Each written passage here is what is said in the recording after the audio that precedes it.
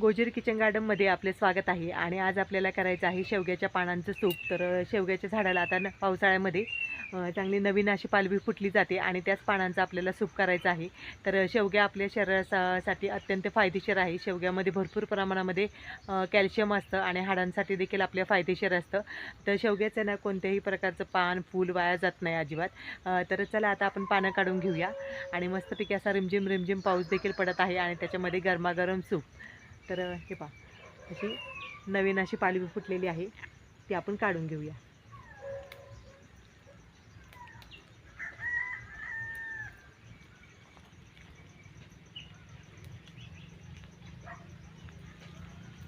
अशी कवळी कवळीच आपल्याला पानं घ्यायची आहेत। भरपूर अशा पानं आपण काढून घेतलेली आहेत। तर चला तयारी करूया। माझ्या चॅनलवरती जर तुम्ही नवीन असाल आणि चॅनलला सबस्क्राईब केलं नसेल तर सबस्क्राईब करा। शेजारील बेल आयकॉन देखील प्रेस करायला अजिबात विसरू नका। तर चला सूपची तयारी करूया। तर शेवग्याची पानं आपण काढून आणलेली आहेत। आहे पहा, अशा कवळी कवळीच पानं आपल्याला घ्यायची आहेत, जास्त निबार नाही आपण घेतलेली अशी।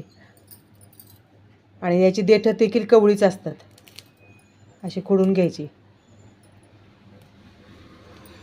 आणि पानंच आपल्याला घ्यायची आहेत बघा अशी। आणि लगेच तुटतात कवळे असल्यामुळे। शक्यतो आपण अशीच पानं घेणार आहे आणि अशी देठं आपल्याला घ्यायची नाही आहेत। तर तुम्ही देखील असं सूप करून प्या। आता पावसाळ्याचे दिवस आहेत, त्याच्यामुळे ना असं सूप वगैरे आपल्या शरीरासाठी चांगलं असतं पिलेलं।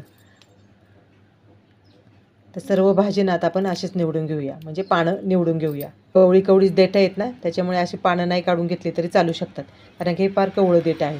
तर इथे आपण एक कांदा घेतलेला आहे। आता कांदा आपण असा बारीक चिरून घेऊया। हा पहा, अशा पद्धतीमध्ये आपण हे कांदा चिरून घेतलेला आहे।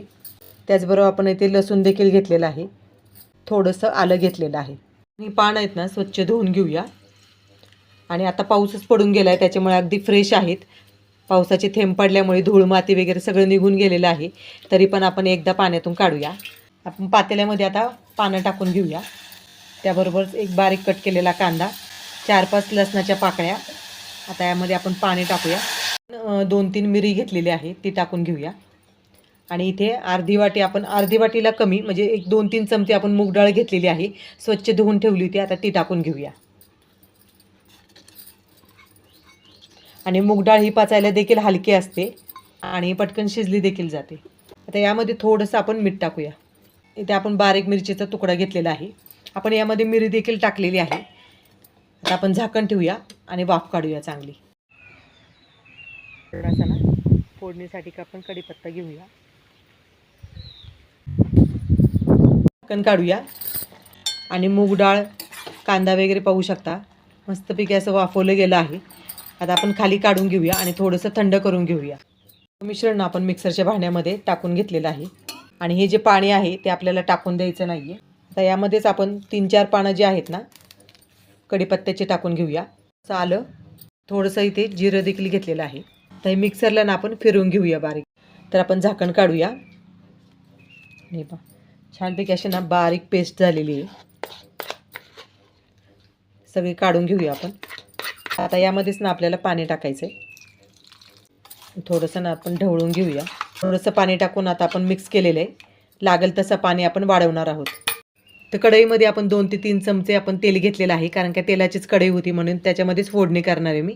तर थोडंसं ना आपण लसूण ठेचून घेतलेलं आहे, थोडासा ना आपण कढीपत्ता देखील टाकूया। आता हे मिश्रण आपण टाकून घेऊया।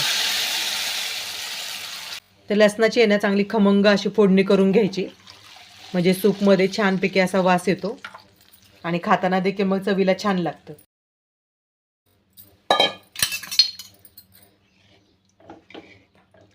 थोडंसं पाणी आतून टाकूया आपण, चवीनुसार आपण यामध्ये मीठ टाकून घेऊया। तर थोडंसं आपण ढवळून घेऊया। तर आपल्या सूपला ना चांगली अशी खदखदून आता आपल्याला उकळी आणायची आहे. आणि अशा प्रकारचं सूप तुम्ही प्यायला कधीच विसरू नका, कारण का शेवगा आपल्या आहारामध्ये असला पाहिजे. तसंच आपण भाजी खातोच बघा, त्याबरोबर ना आता पालवी फुटते छानपैकी पावसाळ्यामध्ये, कारण काय झाडांची कटिंग केलेली असते आणि शेवग्याच्या पालांची म्हणजे नाही का शेवग्याचे पानं छान येतात अशी कवळी कवळी. आणि आपण मूग डाळ टाकलेलं आहे, त्याच्यामुळे पौष्टिक असं सूप आपल्या इथे तयार झालेलं आहे. आता छानपैकी अशी खदखदून उकळी आणूया. आणि बायकांनी तर हे ना सूप घ्यायलाच पाहिजे, कारण की ना सांधीवात, हाडं दुखणं नाही का, टाचा दुखणं, हे कंबर दुखणे याच्यासाठी हे उत्तम सूप आहे. ते पहा छानपैकी अशी उकळी यायला लागली, तर एक मंद आचेवरती ना आता आपण एक 5 मिनिटं उकळून घेऊया. ते तयार झालेलं आहे. आता आपण गॅस बंद करून टाकूया. आणि जास्त पातळ पण नाही आणि दाटसर पण नाही, अशा पद्धतीमध्येच आपण केलेलं आहे. आणि मस्तपैकी असा सुगंध देखील खूप छान येतो बरं का. हे पहा, तर एका वाटीमध्ये आपण काढून घेऊया. तर पाऊस पडून गेलाय आणि मस्तपैकी ना अंगणामध्ये छानपैकी आता ही सूप पिणार आहे मी. तर आपल्या शेवग्याच्या पानांचं सूप येथे तयार झालेलं आहे. तर या तुम्ही पण गरमागरम सूप प्यायला. आणि नक्कीच असा पाऊस, आता पाऊसच पडून गेलाय आणि छानपैकी ना असं फ्रेश वातावरण झालेलं आहे. तर तुम्ही नक्कीच असं सूप करायला अजिबात विसरू नका. अतिशय पौष्टिक सूप आहे आणि हेल्दी आहे. एक नंबर चव लागते. तर तुम्ही नक्कीच या पावसाळ्यामध्ये ह्या सूपचा आनंद घ्यायला विसरू नका. आणि व्हिडिओ जर आवडला असेल तर लाईक करा, शेअर करा आणि सबस्क्राईब करायला विसरू नका. तर चला भेटूया अशाच एका नवीन व्हिडिओमध्ये. आणि या तुम्ही पण सूप प्यायला.